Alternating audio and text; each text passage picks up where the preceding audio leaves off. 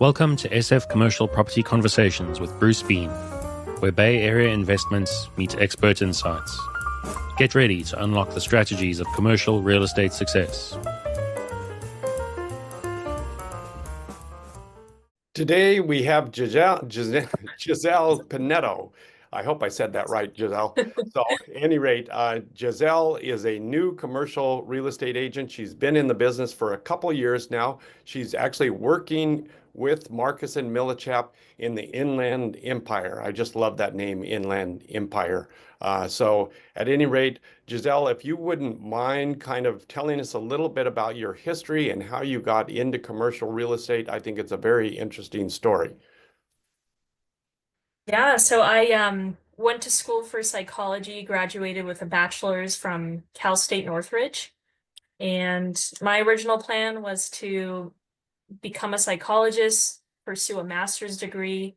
At the time, I was working at a high school as a teacher's aide, and it just so happened, I think it was during COVID around that time, I had started looking at podcasts, specifically Bigger Pockets was the big inspiration, and decided that the best thing for me to do in life was to invest in something that was going to provide me passive income. And one of the big topics that they like to talk about is multifamily investing specifically. And kind of fell in love with it from there and figured the best way for me to get into that, start earning money and learning the business was going to be joining the brokerage side. So I made the jump from working at a school studying psychology to commercial real estate and earning a commission-based commission-based salary. 100% commission based. Did Marcus pay you anything to start out? No, not if you're an agent, no. Oh, I see. So you did go through obviously and pass your test and become an agent. Did you do that before you stopped being a teacher's aide? Yeah, I remember specifically I was in one of the interviews, it was a Zoom call and I was doing it in a classroom. And it was right before the semester was gonna end and ended up working out perfectly. I just decided that that was gonna be my last semester at the school and transitioned into brokerage and started at Marcus, I think that following month. Wow. And you had your agent, you passed your agent test before that time, or you did that at Marcus? Yeah, the way it worked was I did an interview with one of the managers there at the company and specifically for that office. And I entered they have a pretty serious training program. It's about 8 weeks. So I went through that and ended up passing it and then became an agent. So it was probably like a 2.5 month process from interviewing to officially becoming an agent. Oh, that's cool. That's very quick. I know people that have taken a much longer time to do that. So then you get in with Marcus, you start working with Kevin Struve. Struve, is that correct? Yeah, Struby. Struve, okay.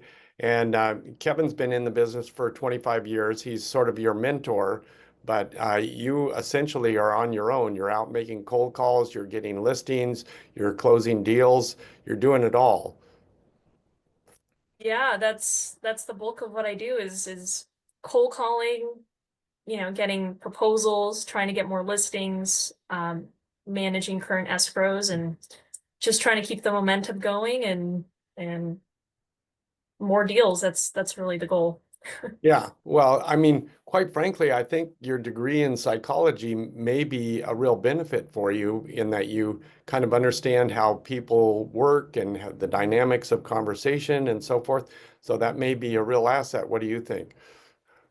Yeah, I agree. I another thing I think is an asset, is actually being a woman, even though it's not so common in the commercial space. I think women have a natural tendency to be more social, to listen, which I think is a really important aspect, especially when you're speaking to people on the phone that you've never spoken to. They don't know who you are.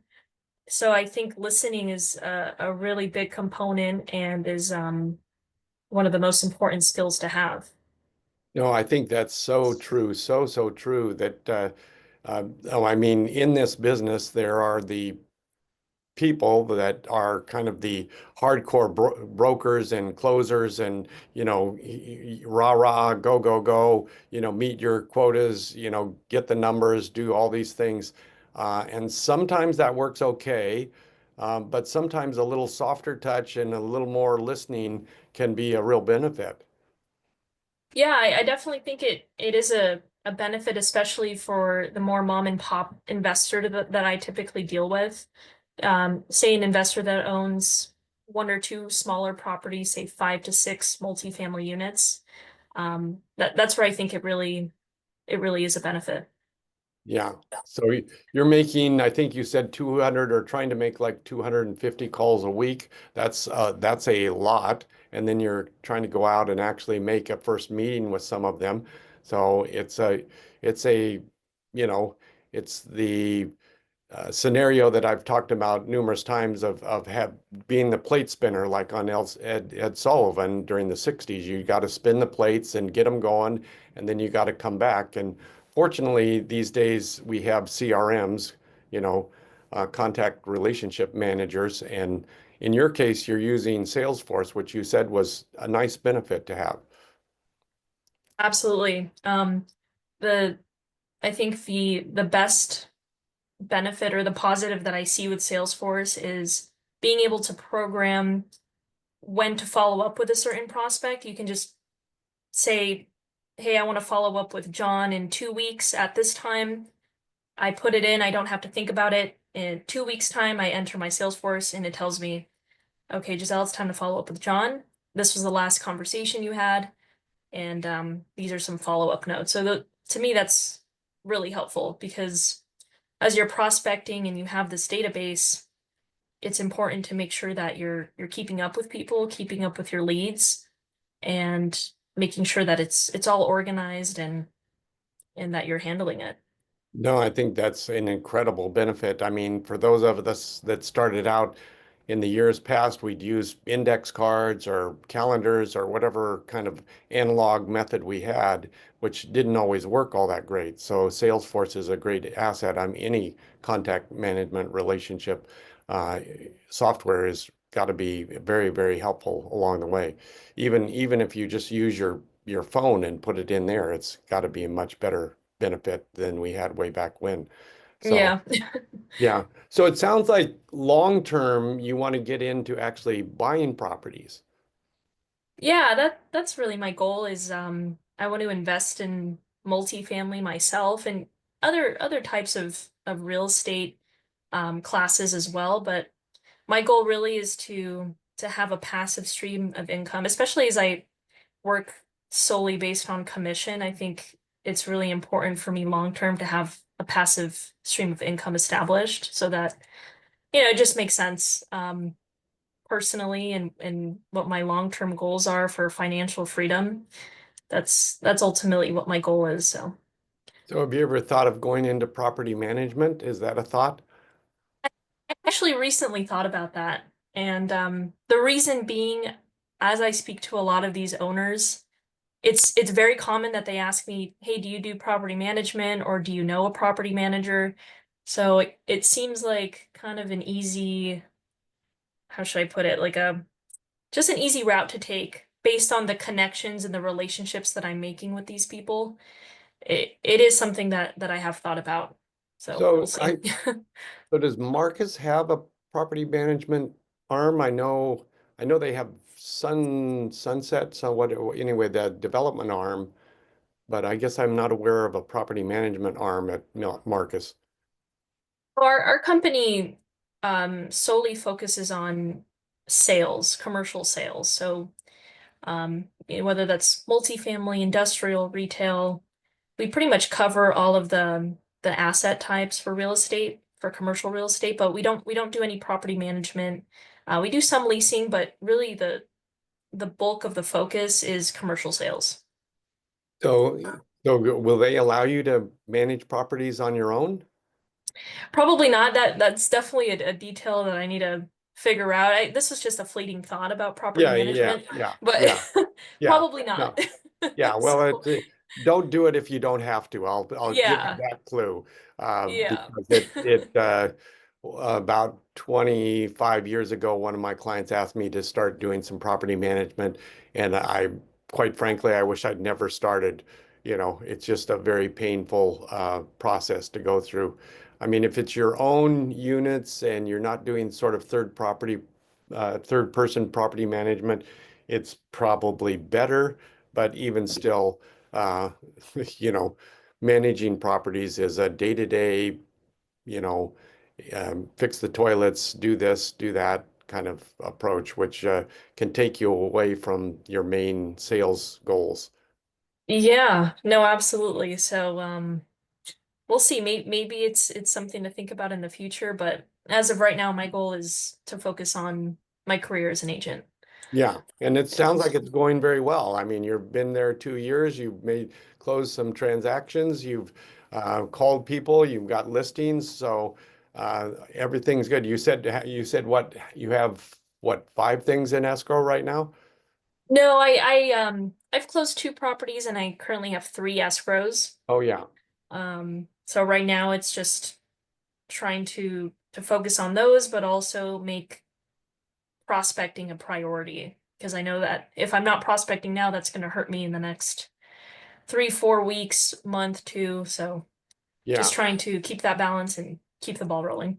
yeah. And as you said, when you're busy trying to close escrows, that's taking up a big time period, and then you don't have time to prospect, but that's when you probably should be prospecting the most. So it's kind of a vicious cycle that way.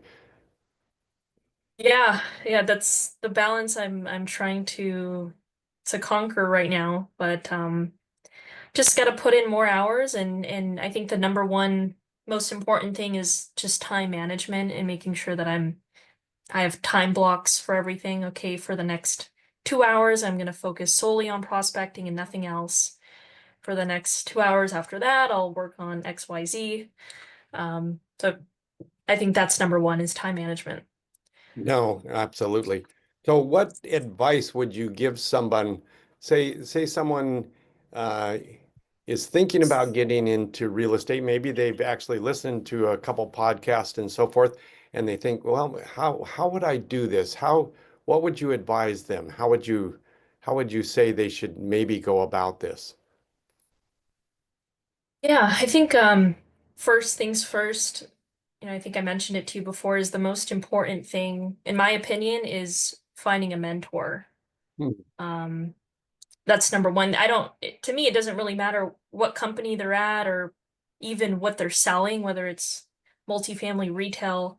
If you want to get into real estate as an agent, the number one thing to me is finding a good mentor, somebody that is willing to teach you, take the time, because it's a big learning curve, at least in my opinion, especially for someone that has no real estate experience, trying to learn this business and you're it's essentially a marketing business, it's sales, you have to learn, how to close a real estate transaction and having somebody who's hands-on and is willing to teach you and knows what they're doing is to me number one.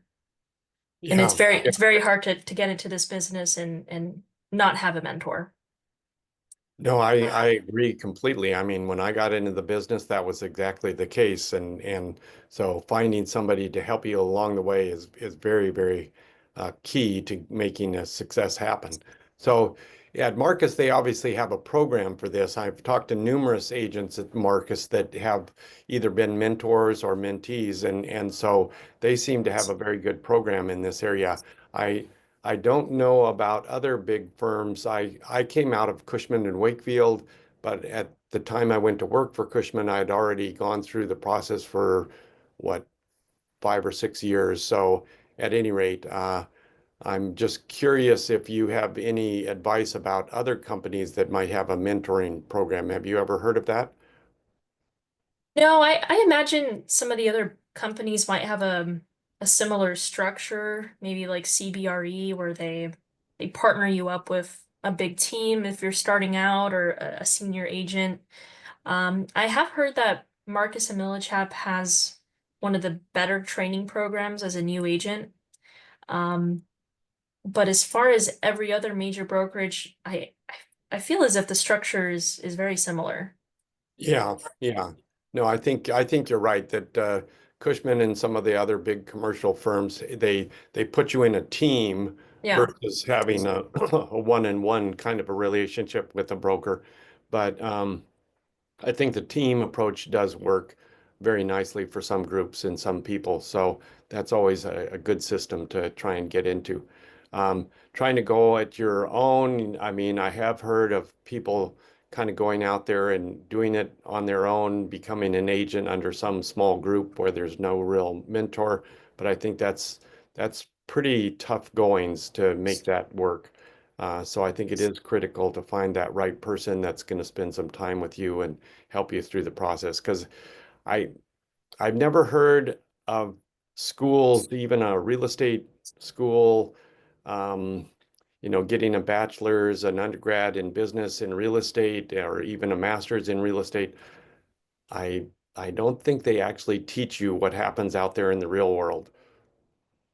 No, no. I mean, I obviously passed my real estate exam and a licensed salesperson, but this is just a completely different. Even in the training the training you receive at Marcus, there's nothing like actually going out in the field and doing it, day in, day out that you start to actually learn about what's going on, and it's just completely different. It's all theory at first, but then it's Right. actually how do we apply it and how do we handle certain objections or certain obstacles that come about during a listing process or escrows. And I think that you can only learn that from doing it.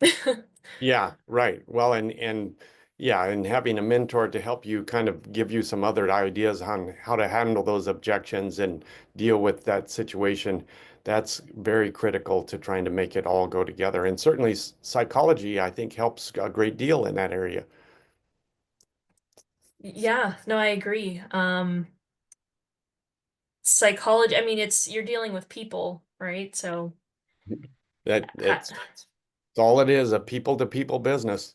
that's So, it. Yeah. I've come to realize that I think more than anything, this is a marketing business. We're just trying to get my face and name out there, speak to as many people as I can, meet as many people as I can, and try to build that trust. And it's all about relationships. I mean, people want to do business with people that they know, people that they've met in person, that they like.